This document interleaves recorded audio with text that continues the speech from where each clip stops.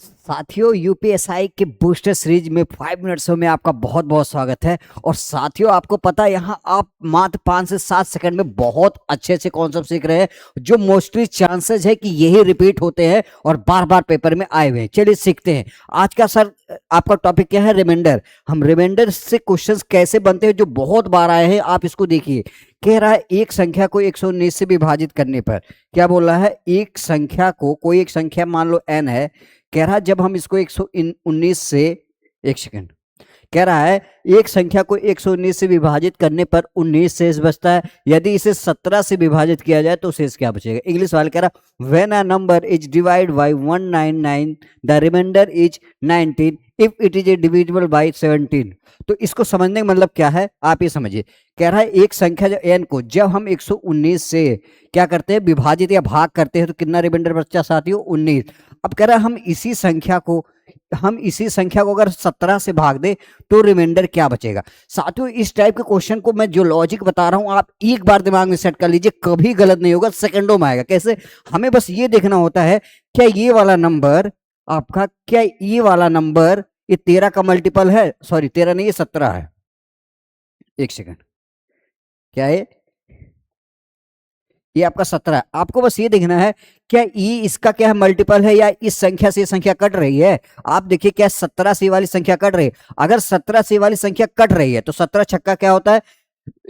17 सत्ते 119 होता है। तो आप देखोगे क्या करना है, कुछ नहीं करना, सीधा सीधा आप 17 से 19 में भाग दे दो। आप देखोगे जब भाग दोगे रिमाइंडर कितना आएगा? 2। तो आपका करेक्ट आंसर क्या आएगा? ऑप्शन भी आपका करेक्ट। लेकिन एक चीज और आपको ध्यान देना है कि ये वाली संख्या इससे जरूर करनी चाहिए, तभी आप डायरेक्ट कर सकते हो। मान लो आपका कोई भी नंबर आ गया, जैसे मैंने कहा n, और इसको हमने किससे भाग दिया? जैसे हमने 21 से भाग दिया, और रिमाइंडर आया गया आपका 2। और मैंने बोला अगर इसी संख्या को हम 3 से भाग दें तो रिमाइंडर क्या होगा? तो आप देखोगे 3 से 21 तो कट जा रहा है, लेकिन यहां आप देखोगे ये वाली संख्या इससे छोटी है। अगर इससे ये वाली संख्या छोटी है तो आपका रिमाइंडर डायरेक्ट आंसर यही आ जाएगा, आपका आंसर ये आ जाएगा। ध्यान देना, अभी क्वेश्चन के थ्रू समझाते हैं।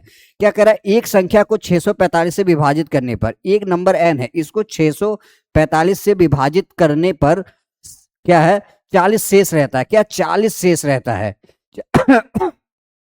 इसी संख्या को हम कह रहा है, इसी संख्या को अगर मैं 43 से विभाजित करूं तो आपका शेषफल क्या है? तो आप देखोगे एक चीज, यहां से ये वाली संख्या इससे 15 बार में कट जाएगी, तो आपको ध्यान देना है। अब ये देखोगे 40 क्या है साथियों? ये 40 जो है आपका इससे छोटा है, इससे 40 छोटा, तो आपका आंसर सीधा सीधा क्या आ जाएगा? आपका 40 आ जाएगा। अगर ये वैल्यू छोटी है तो सीधा वही आंसर आ जाएगा, नहीं तो आप अगर बड़ी वैल्यू है तो 43 इसमें भाग देते। ऑप्शन भी आपका करेक्ट आंसर है। इसी तरह साथियों क्या कर रहा है, एक संख्या, जैसे कोई संख्या n है, इसको हम 6519 से जब भाग देते हैं तो रिमाइंडर क्या आता है? 97। अब कह रहा है इसी संख्या को हम किससे भाग दे साथियों? 53 से। अब कह रहा है रिमाइंडर, तो आप देखोगे ये संख्या 100% से कट जाएगी। तो अब यहां देखोगे ये वाली संख्या इससे बड़ी है, तो आप फिर से इसमें भाग दो। 97 में साथियों क्या करना है आपको? 43 से आप भाग दोगे, 1 बार में जाएगा, इसमें से घटाएंगे कितना आएगा? 4, 44। तो आपका कौन सा ऑप्शन है? ऑप्शन ए आपका करेक्ट आंसर है। तो आप देखेंगे बहुत आराम से आप बार बार ये वाले क्वेश्चन आए हुए हैं और कर सकते हैं जल्दी से। क्या कह रहा है? किसी संख्या को 11 से विभाजित करने में, कोई संख्या n है, अगर हम इसको 11 से विभाजित करें तो शेषफल कितना आता है मित्रों? 3 रहता है। कह रहा है इसी संख्या के वर्ग को, कह रहा है इसी संख्या के वर्ग को अगर हम 11 से विभाजित करें तो शेषफल क्या आएगा? तो साथियों एक चीज यहां आपको रुक के और ध्यान देना पड़ेगा, जो चीजें इस n के साथ होगी वही चीजें रिमाइंडर के साथ सेम होगी। अगर यहां वर्ग हो रहा है तो यहां वर्ग होगा, अगर यहां क्यूब हो रहा है यहां क्यूब होगा, अगर यहां 3 गुना हो रहा है यहां 3 गुना। तो हर कंडीशन हमें यहां कुछ नहीं, 3 का स्क्वायर कर दोगे सीधा सीधा 9 आ जाएगा। अब देखोगे 11 से 9 छोटा, तो आपका आंसर ही क्या आ जाएगा? 9। तो आपका डायरेक्ट आंसर आ जाएगा। अगर ये 11 से बड़ा होता तो आप भाग देते। इसी तरह देखेंगे साथियों एक और क्वेश्चन, कह रहा है यदि एक धनात्मक संख्या n को हम किससे भाग दे साथियों? 14 से भाग देते हैं, विभाजित किया जाता है, तो शेषफल 4 बचता है। और कहता है शेषफल 4, शेष ज्ञात कीजिए जब इसी संख्या, जो इसको 6n को, कह रहा है इसको हमने n को 6 गुना कर दिया और इसको हमने 14 से भाग किया, तो शेषफल क्या बचेगा? हमें एक चीज समझनी पड़ेगी साथियों।